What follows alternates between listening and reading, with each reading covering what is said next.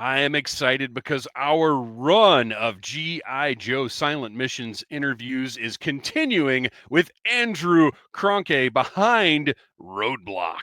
That's right. How you Which doing? behind Roadblock is not a bad place to be. Absolutely not. So when you're behind Roadblock, you're usually behind a 50 cal gun, which is pretty safe, in Absolutely. my opinion. So the Roadblock Silent Missions comes out April the 23rd, 23rd. I Wait, believe. is that right? Yeah, Next Wednesday. 23rd. That's right. That'll be Wednesday. So that'll be this will be the little behind the scenes here for the watchers or listeners. We're recording this Thursday night. It'll come out on Sunday before Roadblock is released. So unfortunately, as much as I would love to dig into this comic and just spoil the heck out of it, we can't do that. But I've got a few things I'll ask you about once we get a little deeper in. But first, I just want to get into how did you get into the comic book world? What were your early influences? Like, what drew you into what you're doing now? Probably reading my older brother's comics, reading my dad's old comics and Mad magazines and things like that. I was always around comic stuff, comic strips. My parents used to get us Calvin and Hobbes books and stuff like that growing up, which I always loved. Anything drawn, anytime people would draw cool looking stuff, I was always attracted to that. And I've been drawn since, as long as I can remember, I was always into that kind of thing. But when Teenage Mutant Ninja Turtles hit, that was probably the first. That was the first comic I collected, where I'd go to gas stations, grocery stores, trying to find the new issue of the Archie, Ninja Turtle stuff. And so that was probably my first real hook into comics. And then shortly after I got into that, Image Comics kicked off, and so that was just like that sent it into the stratosphere. Those early Image art, the Image 6 artists were like my first guys I knew by name and would follow and buy anything they touched. So that was probably the process of getting into it for me. Isn't it funny to think back before, because I've talked about this on the show before, the days before you knew comic shops were a thing, where it was just a matter of like, Mom, can I go to A&P with you? And whatever issue was there, whether you needed 5, 6, or 7, you just, whatever was there is what you got. Yep. And there'd be so many different kinds of stores you would go into just hoping, hey, maybe they have a comic section. Yeah. Drugstores, grocery stores, every gas station my parents stopped at. I'd go in, try to have like a buck or two in my pocket, just hoping that they would have a comic stand. And then, I remember the first time I walked into a comic shop, it was mind blowing. And not, it's not the only place you can find comics nowadays, but yeah, it used to be a bigger scavenger hunt back in the day. It was fun, but. Well, and even once you found out about comic shops, it wasn't always like necessarily easy to get to. Like, it would maybe once a month you had to plan, okay, we're going to drive an hour and a half across town to go to the comic shop and look at what a wild place comic shops are, because it's everything from, comics, that's the staple, but then selection of toys, a little bit of gaming, a little, whatever the owner's other things are also in there. Yeah. Every shop has its own personality. I mean, even to this day, and back when I was growing up, same kind of thing. You'd see you'd be on vacation or something and find out the town you were in had a comic shop, and so you go into it. You'd hope it would be something awesome, and you realize it's like, oh, it might be a guy just setting up a shop for the first time, or he's just trying to get rid of his collection, or he's not. There's always kind of a crapshoot of what you would get, but it was always exciting, and And then once the comic culture, I guess, started to come into the mainstream a little bit more, and you'd start to see things like the Secret Stash, or like these really elaborate comic shops that are like, was it Forbidden Planet, I think, up in New York, or like just the really big, huge places that you're like, whoa, it's even bigger and crazier than my local shop is. Yeah, it'd be overwhelming sometimes, almost. Or I'd always be bummed I didn't have more money in my pocket. That was always the big finding a comic shop and then finding it at the same time you happen to have money in your pocket was always the two variables for me. And sometimes those things lined up, and it was glorious when it did. Yeah, there was a place in downtown Atlanta called Oxford Comics that was I'm just far, or when I was growing up, was just far enough outside of downtown that was a special trip. And it was exactly what you're saying of, all right, I need to make sure I've got the budget and the time to go there. Yep. and hope that they still have the awesome thing that you saw last time you were there 6 months ago or whatever it was. Yeah, totally. There was one shop. I'm from Northern Michigan, and there was kind of like one shop that I could get to, and it was 3 hours away in Marquette, Michigan. Gosh. Oh. And I only got there once a year. Yeah. Because I was on the football team, and we would play our district finals up in Marquette at Northern Michigan University on their big football field. It was like a big special event, and it happened once a year. And I would save up money for that trip because after we went to the district finals, I could go to the comic shop and have hopefully 60, 70 bucks in my pocket and just blow it all in a comic shop. It was awesome. Yeah. Absolutely. So your Ninja Turtles were kind of your gateway. Were you at that point like drawing turtles, drawing mutants, just going crazy? Yep. Drawing turtles every day, trying to copy, the stuff I saw in the turtle comics, coming up with my own mutant. Me and my brother came up with our own mutant super team. I forget what we called them, but it was, just mutant animals and different stuff like that with weapons strapped to them.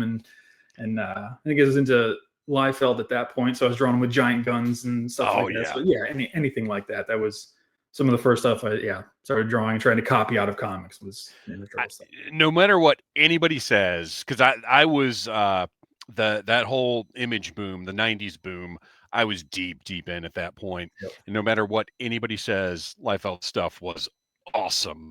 And everybody wanted bandoliers, pouches, giant gun. We were all drawing all of that all the time. 100%. I didn't know anybody that made fun of it when it was coming out. No. Granted, I was pretty young, but still, like, that was the first artist that I was like, okay, that's my guy. I'm following everything he does and buying everything he touches. My brother was a McFarlane guy, so I tried to find my own different guy to get into it. And I forget what drawing a cable I saw, but it blew my mind, and I was just like, that's the dude, Liefeld. And then he launched Youngblood not long after that, and that was well, he drew cable in many different ways, but that iconic, like, with the shoulder pads that are 4 times bigger than his head and have the like shotgun shells that big, dude, that's awesome. It is. Cover X Force #1. Yeah, he just looks so cool. Right.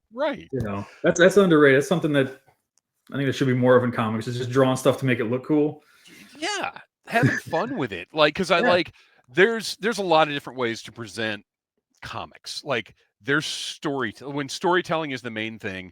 Awesome, great, tell a great story, go panel to panel, cool.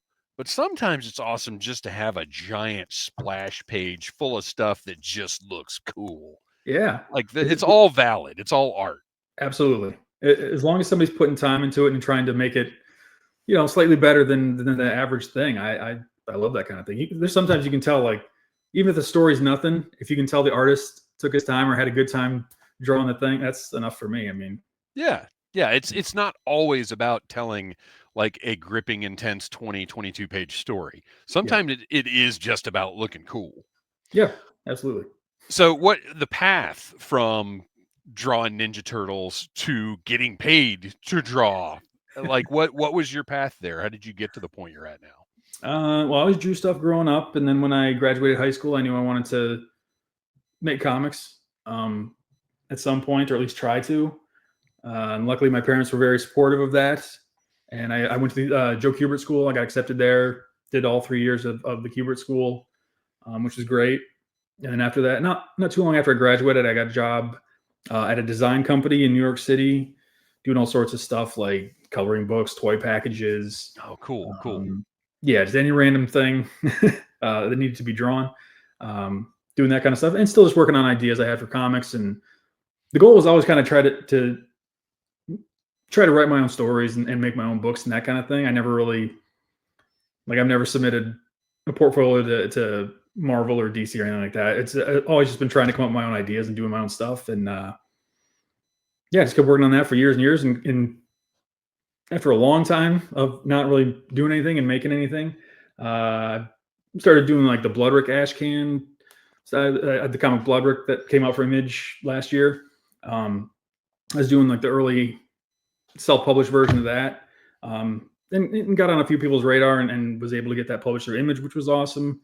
And part of that process, I got introduced to a few people at Skybound were aware of that, and Alex Antoni, or I think that's how you say his last name. He hit me up and said, I did a cover for the Skybound launch of G.I. Joe. I did a retailer incentive cover, and that's kind of was my introduction to the G.I. Joe world, and that's kind of, I guess, how I got to where I am right now. So I want to talk about BLOODRIK a little bit, because I have not been as immersed in the world of comics for the last probably about 10 years as I used to be. Just stuff happens, Yeah, dude, that's everybody I know that reads comics or has read comics. You fall out of love with it, or you fall out of the process, and sometimes you come back, sometimes you don't. It's the whole thing. Yeah. So in doing my research for this interview, I came across BLOODRIK, which I had not seen before. And I ordered the trade. Cool. All I did was look at the covers, because I don't want to see anything until I've got it sitting in front of me to open, because I don't like, obviously, advanced copies of stuff. I'm reading the PDFs and I love it. It's great. But if I'm like getting my own copy, I got to have paper, man. I got to have it. So I'm waiting till it gets here before I actually read it. But those covers, the hugeness, and I immediately saw, like, oh, this is the guy for Roadblock, because the hugeness of this character, and the idea of he's just this guy, really appealed to me. I'm very excited about reading it. But talk a little bit about sort of the influences of BLOODRIK and how that came together for you. It's a character I had in my head for a long time. Kind of when I first started post Kubert school, and I first started trying to kind of put together like legitimate ideas that I could try to pitch places and things like that. I realized I would have to write something, and that's not an easy thing if you've never done it before. And I wasn't very good at it. So I tried to come up with a very simple idea of just like, what's the simplest thing I could do? Not a lot of characters, that kind of thing. And BLOODRIK was kind of what I came up with back in 2009-ish, I want to say. And I tried to write a script for him, and it took a very long time. Eventually worked into something, but the inspiration was just, I want to draw a huge dude. I mean, huge dudes are fun to draw. Who doesn't love that kind of stuff? I've always loved like Stephen Platt. And, of course, part of the Liefeld camp and that kind of thing. Just big muscly dude. That's an easy thing to draw. Set him in nature so you don't have to draw any buildings. I was also very much into heavy metal at the time. So, Norwegian black metal, heavy metal imagery, Viking metal, power metal, I mean, all that stuff. I want something kind of influenced by that stuff. And I don't know. BLOODRIK just kind of came out of that. I had free time at work one day, and I sketched a big barbarian dude, and it was really fun to draw. And so, I kind of built the whole idea around just that. Very simple idea, fun to draw, trying to draw cool stuff in it, I guess.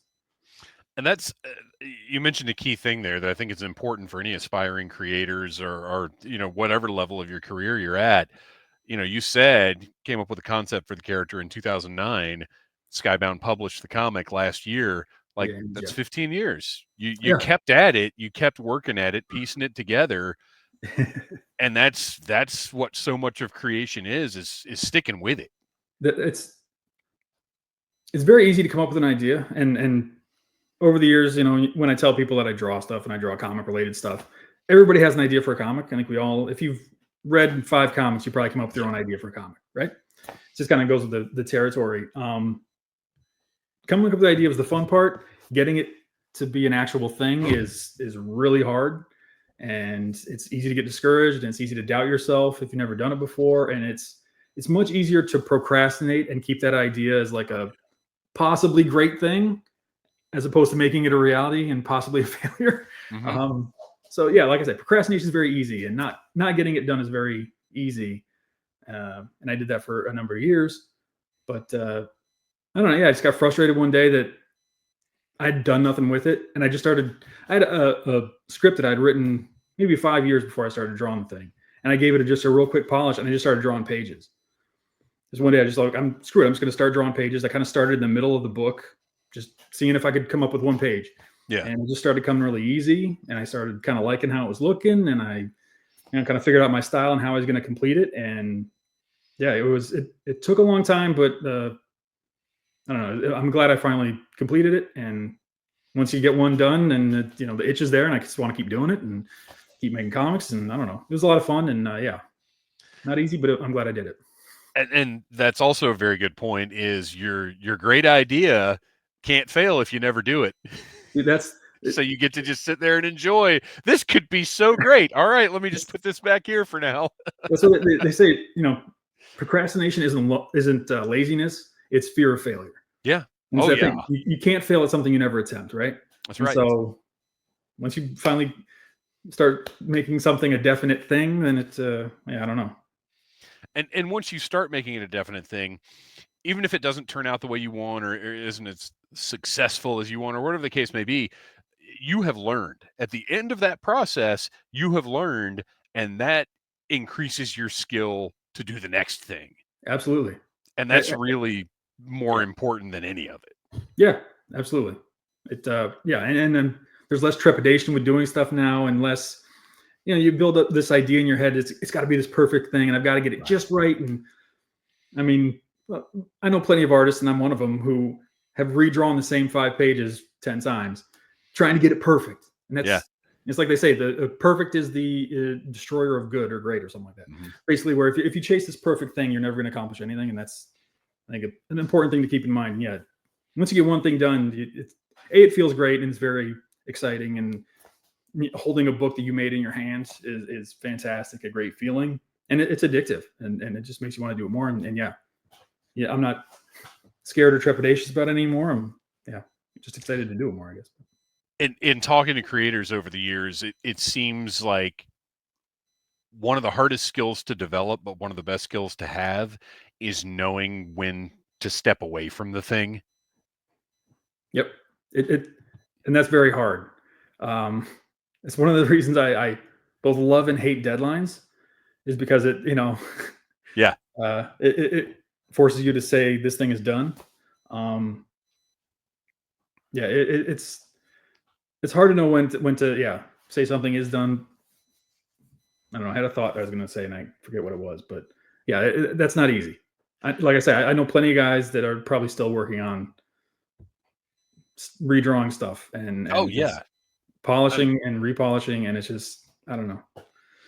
I talked to Danny and Dan Waters last week, and the deadlines came up with them as well. Yeah. And you eventually you realize, like you said, I love a deadline because sometimes that's the thing I need to get this working. Yep. Because if I can procrastinate, I will. If it's something that isn't just flowing out of me, and that's usually my process. I was telling, I do a game show at conventions, and it's a group of us, and we put together, like, we kind of tailor it to whatever the convention theme is, and we do 4 different games. And like, sometimes you stick 4 things together or whatever, but sometimes we'll get to talking, or I'll be sitting at work or whatever the case may be, and one little concept will click, and I'm like, oh, I'm on fire. And the whole thing just happens in like 20 minutes. And then other times I know we're within a certain amount of time from the convention, and it knocks the rust loose or something. The deadline can make it happen. It's like it adds just a little bit extra stress to the situation. It adds something to your brain where it tells your brain, like, okay, not only are you working on this problem, but part of that problem is it needs to be done by this point in time. It almost like helps you prioritize what you can get done in that amount of time, what you want to get done, and you just kind of need to make that all fit together somehow. And the deadline just makes it all go chunk, fit together, and go, okay, this is what I'm going to do. And I find it helpful. Well, and I also think there's an element of, I would rather it be, if it doesn't succeed, I'd rather it be because I didn't achieve exactly what I wanted than I didn't finish it.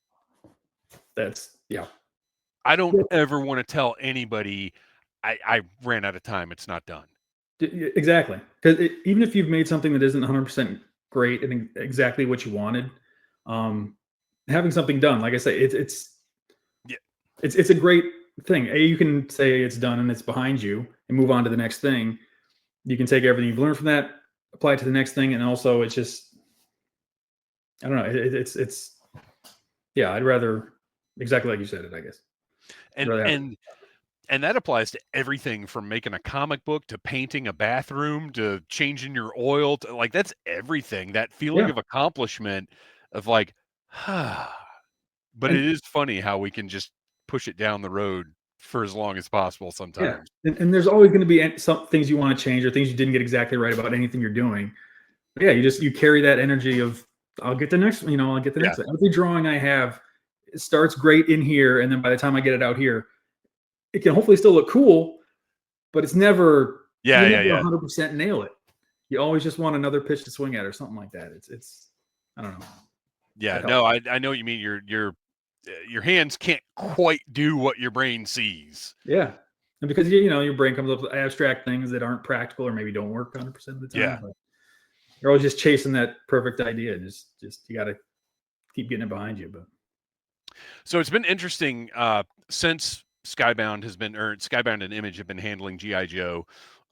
We've got the ongoing, Larry Hama's Real American Hero. We've got these silent missions that seem to be really more part of that universe, and then we've got the Energon universe. But what's been really interesting is all of the different levels of engagement that creators have with the GI Joe franchise. Uh, and I love that it seems like we're getting, people who've been doing it since 1982, like Larry. And yeah, then we've got folks who are just new to it and who are bringing new concepts. Because to me, you can't have the same. You can't have the same ideas going into a franchise forever and ever and ever.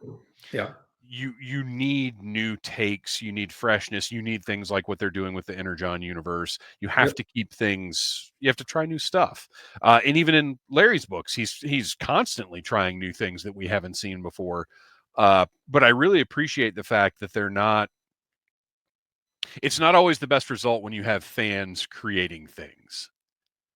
I would agree. So Or what is dictating your what something should be. you're right. That is it's all about getting the gist of the world. It's not about nailing the minutia. Right.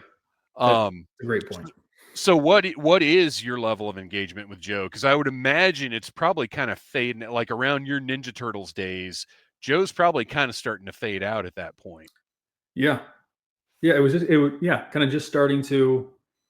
I had a buddy around that time when I was getting into comics and stuff who was still huge. He was a huge GI Joe guy, GI Joe and Transformers.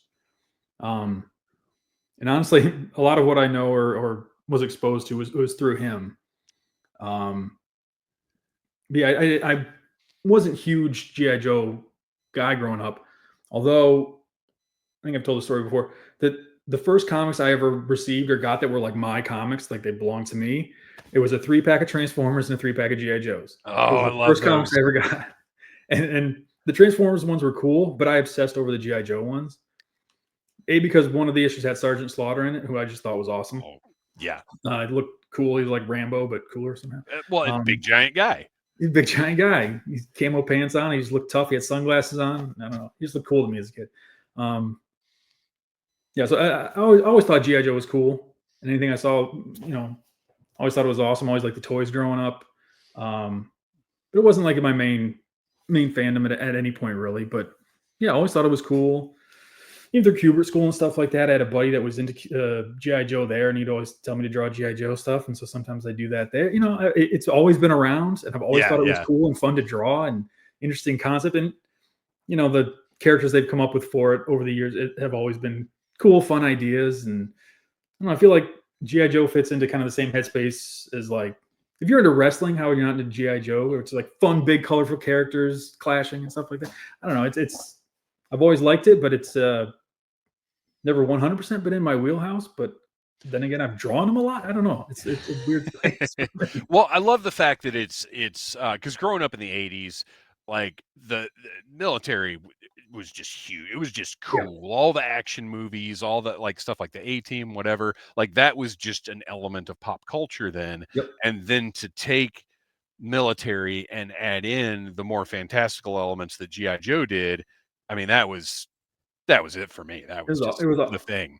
Yeah, I think the same year I got those G.I. Joe comics might have been the same year I saw Top Gun for the first time. Oh man, And yeah. my parents got me like this fake little aviator jacket. And I'm wearing that to school, carrying my G.I. Joe comics. So I mean, I know exactly what you're talking about. So what was the pitch for doing this comic? Like, how did it come about? For doing the Roadblock? Yeah, yeah.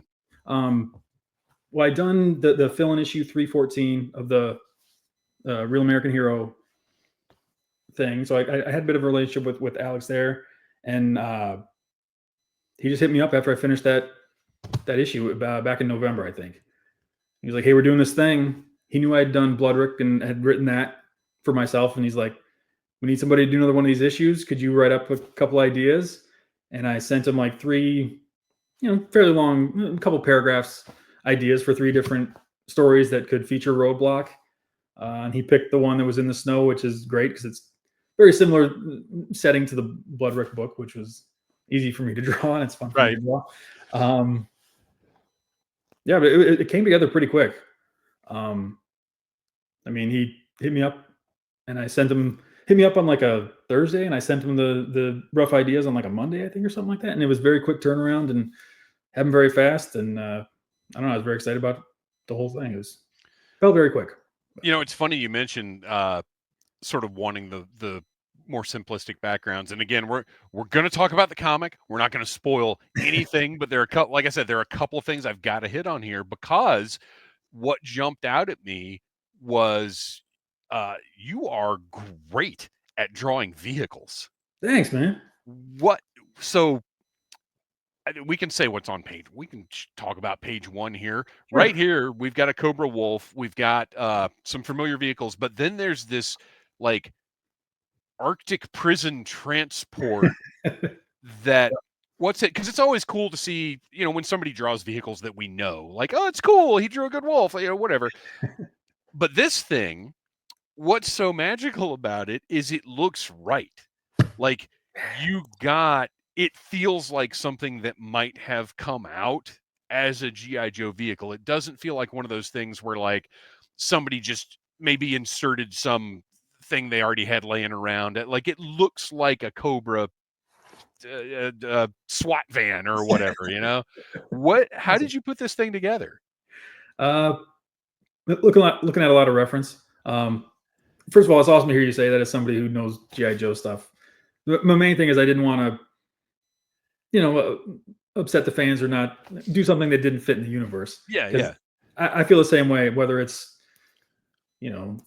Star Wars, Thundercats, G.I. Joe, any fan. I feel like I can tell when something doesn't fit in the universe. You can tell, you feel it. Like you may not be able to put your finger on why it doesn't fit, but you just know. Yeah, it just looks off. Yeah. And so I looked at a lot of different Cobra vehicles, and I tried to, match some of the details and basically, just copy elements of different vehicles, stick them together. There's a little bit of ATST in there from Star Wars, which I think Star Wars and G.I. Joe could mesh pretty well, I think, together if they needed to. But so it was, I mean, I love designing vehicles, any of that kind of stuff. And that was a fun one.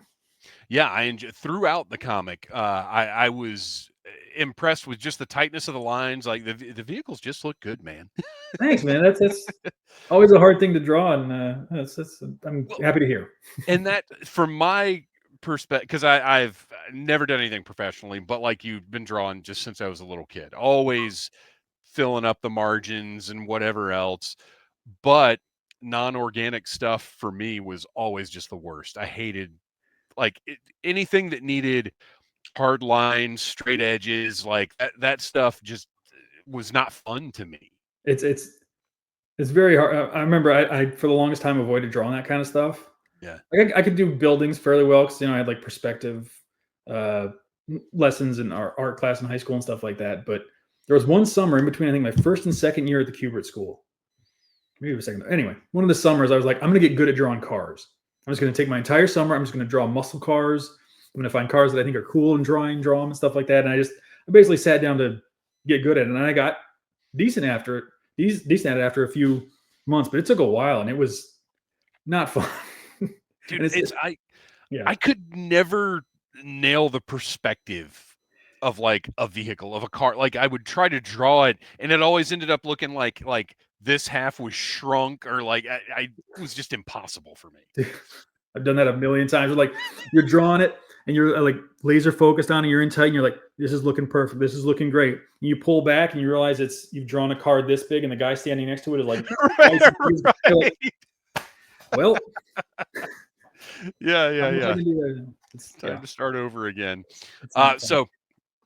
But and I also love and the fact that it is in this Arctic setting, which is I love the use of environment in GI Joe. It's always been one of the key things. Is they're going to be in some tropical islands, they're going to be in the desert, they're going to be in the Arctic, but in a single issue like this, it's just going to be one of those things. Yeah. But the temperature of the colors and everything in this, it just really sets a great tone for it. And once we get to Roadblock, I love that you've basically made him like Brock Lesnar Roadblock. This just terrifying physical machine, because we've seen, I have a theory, because over the last decade plus of GI Joe, Roadblock has become one of the primary characters in the media. Yeah. And my theory about that is because The Rock played him in a movie, that now the decision makers are like, well, obviously we want the guy that The Rock played to figure prominently in everything that we do. But Roadblock, he's been a little different over the years. Sometimes Yeah. he is this giant wall of a person.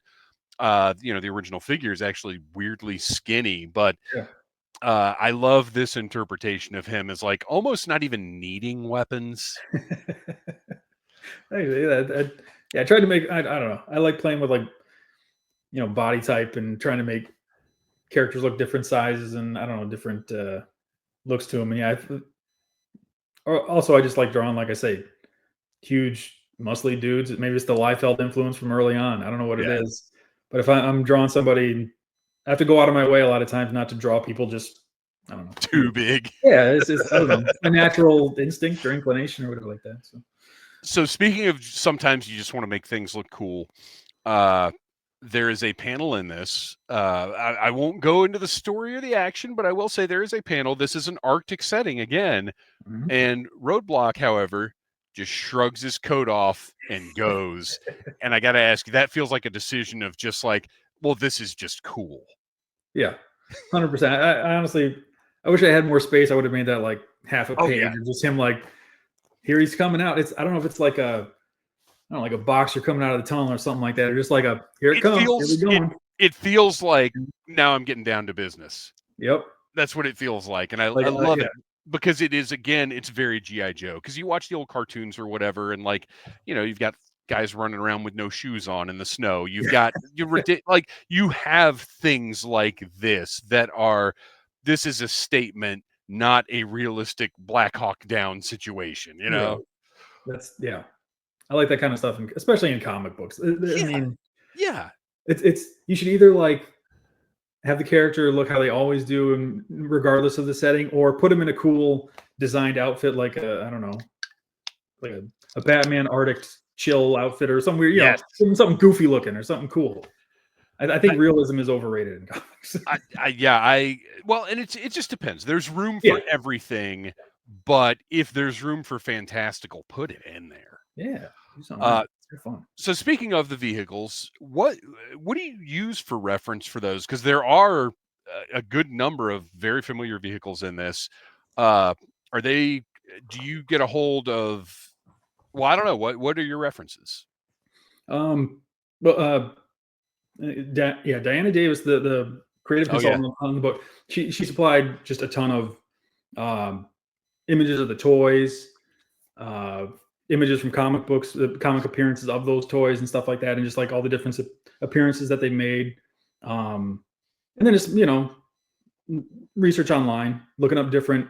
I went through, because I knew there's going to be kind of a snow setting for this story. I basically went through every list of different GI Joe vehicles, seeing which ones fit in snow settings and which ones belong to Cobra and stuff. I had to do quite a bit of research on just what was out there, like that. No, the big thing that gets crushed by the tree. I forget the name of it. I don't know if it's the wolf Let's see. or Let me go whatever. back up. But Yeah, the wolf. yeah, that one weird kind of vehicle. I'd never seen that before, and I just thought that looked awesome, so I wanted to put that in there. Yeah, it's just a lot of reading stuff on the internet and trying to learn a little bit more about the world of GI Joe and that kind of thing. But one nice thing about there being that there are toys of most of the vehicle, all the vehicles in here. People have taken a lot of different images and different angle shots of those things. So I mean, there's tons of reference out there. That was great. I mean, I don't know how any vehicle I found. Sometimes you can find 3D models of them. Yeah, And stuff like that. 3djoes.com actually has like full turnarounds. Like you can sit there and spin the Yeah, model that they have up. It's it's awesome. amazing. Well, and you know what? This is another area where I think somebody who's not so married to their specific era of GI Joe or GI Joe in general at all, this is where we get the advantage of seeing things like, and I can't even remember what these are called because they're from my prime time with GI Joe was 1982 to 1987. Like that stuff is all up here, but only in the last 6 years that we've been doing the GI Joe podcast. Like I've loved GI Joe my whole life, but I never dug into the stuff from like 88 to 94, and I'm still learning all of that stuff. And I love the fact that we have some later vehicle, because the other snow vehicle, the Cobra vehicles that you put in here with the Yeah. wheels and the skis on the front, Yeah. that I own one, but just because I bought it recently, but I can't remember what it's called.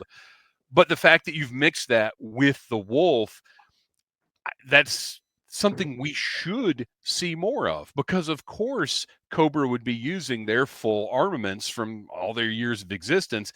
But I think when if you've got somebody like myself creating this who knows the 82 to 87 more and is like, oh well, I'm just going to put these things that I know in because that's what was that same year, like it's more limiting. Yeah. So it's Yeah. good to have a wider perspective on it. or a not an ignorant perspective, but just a kind of I don't know any better than Well, I'm going to find I found the ones that I thought looked the coolest, and yeah, so that's like yeah, I that is that's how franchises grow and evolve and change over the years, is by getting those fresh eyes on them, and people who also maybe see things, because the cartoons and the comics and you're if you're so enmeshed in those, they're things that your brain just projects onto it, that somebody yeah, that has less involvement may be like, well, wait a minute, maybe it would make more sense if this thing that you don't relate to this thing, but look, those work. Like it's just you got to have all kinds of different perspectives on anything that you're doing. yeah. The Especially second set of eyes.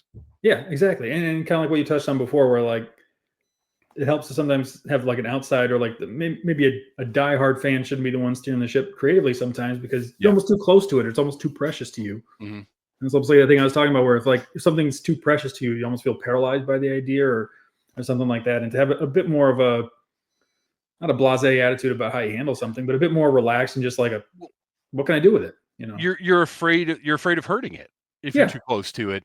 And another thing that over these last few years of discovery of like the outside of my familiarity is I've had to step back and look at things objectively, like rock and roll shows up in this issue, and it's the second version of rock and roll.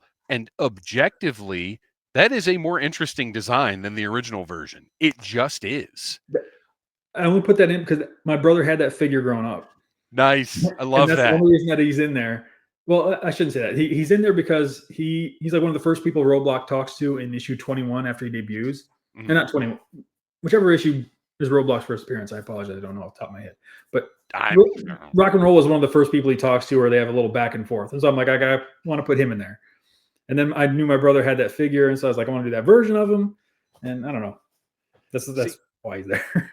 And that's absolutely great. And then of course we have well, I'm not going to give that away. I'm not going to, because everybody needs to go to their local comic shop and right. grab Silent Missions Roadblock and check it out, because it really is a fun read. I've thoroughly enjoyed the Silent Mission. There it is. I thoroughly enjoyed the Silent Missions concept. So awesome. in not providing dialogue for this, what creatively was that more of a challenge, less of a challenge? Like, was it even really a factor for you, or was it just, well, I tell this story, it's how it is? It was definitely a challenge. It's nice because I didn't have to write a real detailed script and figure out what everybody was saying on which page and make sure that, you know, things were spaced out a certain way and that kind of stuff. It was much more easier to kind of lay out the book and break it down kind of moment by moment when there isn't dialogue and stuff going on. But there are times where you're doing that and you're like, man, if I could just have this character say this one thing, I could cover these next 6 panels. I would have to draw. I just have to say one sentence and do that. So it's easier in some ways, harder in others. I thought it was very fun challenge. Some of the first stuff I ever drew, like sequential pages that I wrote and drew myself, were just big fight scenes with no dialogue whatsoever. And so action stuff comes fairly easily to me. So yeah, I don't know. I thought it was very fun. I think it's just a great idea because it's interesting from a GI Joe perspective because obviously that the one silent issue is so famous and iconic, and then just from a comic book standpoint. You know, when I started working on this project, doing a little research into just other silent issues or wordless comics and that kind of thing, it's just a cool thing to try and attempt in comics. I think everybody should do it if you like writing or drawing comics. So the action, it has sort of a chase to it. Mm-hmm. Do you have to map, like in your head, do you have to have a picture of a physical map of like, okay, my story starts here, and have an awareness of how it progresses, like almost like the old Family Circus cartoons where you see his little Yeah. footprints? Like, do you almost have that in your head for something like this? Yeah. I mean, before I started drawing, definitely. And as I was writing it, I kind of had an idea for the setting in mind. And then as I'm coming up with the story, you still are kind of making up the environment in your head because you kind of have to figure out the progression of events, and, you know, like, yeah, moving the story from scene to scene and kind of progressing to where I want to get at the end of the issue, which, spoiler, is kind of a happy ending. But yeah, so you're kind of making it up as you go. But then before I sit down and draw, yeah, I need to picture it in my head of like kind of, well, they're on this part of the mountain and then this happens and they go down. You know, I kind of have to, yeah, physically have it in my terrain head. Yeah, mapped out. Yeah, because yeah. And yeah, like I say, you're kind of making that up as you're writing, and then the actual mechanics of the physical location I'm making up as I'm drawing, if that makes sense. Yeah. It kind of comes in bits and pieces here and there. So, and then, yeah. As you're going through this, like, did any, and obviously you don't have to give anything away, but in doing research and in putting this together, did any other concepts, did this inspire you to other things in any way? Were you like, "Ooh, this would be really cool," or maybe there was something you thought about doing in this that didn't work, and you're like, "I'm just gonna put that in my pocket for later."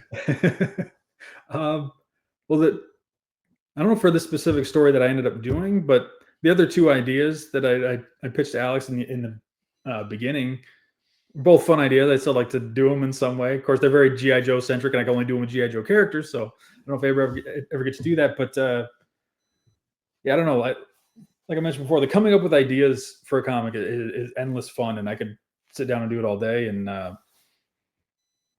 yeah, I can't think of anything specific for this exact story, but I don't know. Yeah. There's already a nice enough pile of ideas over there. Thanks. And yeah, any of this kind of stuff where it's, I don't know, I feel like GI Joe is very fun, and there's just endless stuff to draw from, and characters and vehicles. Like I say, doing the research for this thing, going through the vehicles and the figure like database websites and stuff like that, I'm just like, I want to draw that guy. I want to draw that thing. I draw this thing doing this. Like, it's just, I don't know. They must have been having a blast coming up with all the different ideas and concepts, because it's just, there's a lot of it. And well, and I think it had to be so much fun, because once they did diverge a little bit from just the straight up military theme, Yeah, they're just making great toys. Like Yeah. that's all they were doing for years, and it's great. Yeah. Well, Andrew, this has been awesome. What else have you got going on? What should we be looking for? What have you got in the works? Right now I'm writing the second BLOODRIK story. Okay. So that's probably gonna be the next thing I start drawing. It's probably gonna take a chunk of time. And then I'm just doing conventions and that kind of thing coming up in a little bit. I'll should be hopefully at Heroes Con this year and that kind of thing. But for the most part, I'm writing and drawing the next BLOODRIK thing will be the big thing I'm working on. So cool. Where can we find you online? Chumline.com. I probably have all my stuff. Like I don't know. I'm a big Jaws nerd, so the line from Jaws, keep that chum line going. Yeah, That's yeah. where that comes from. So I don't know if you can Excellent. tell. I got it.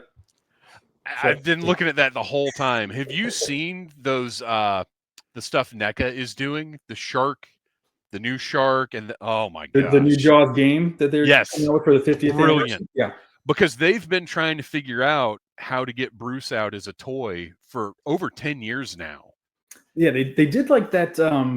They did a big foam one that was supposed to come out. Yeah, and then they never did anything with it. Yeah, you're supposed to go with like the Quentin Hooper 12-inch figures or whatever like that. And yeah, I guess I don't know if it was too expensive or whatever, because they kind of did like the small version when they did the little reaction. Yeah, I've got both of the. I've got the bloody one with Quint in the mouth and the other one. I had to. I just got the non-bloody one, so you're ahead of me, man. That's awesome. Well, it was. I lucked into it. I don't remember because it was years ago. I don't remember what it was, but it was one of those things where like, oh, I can buy this right now. I guess I better do it.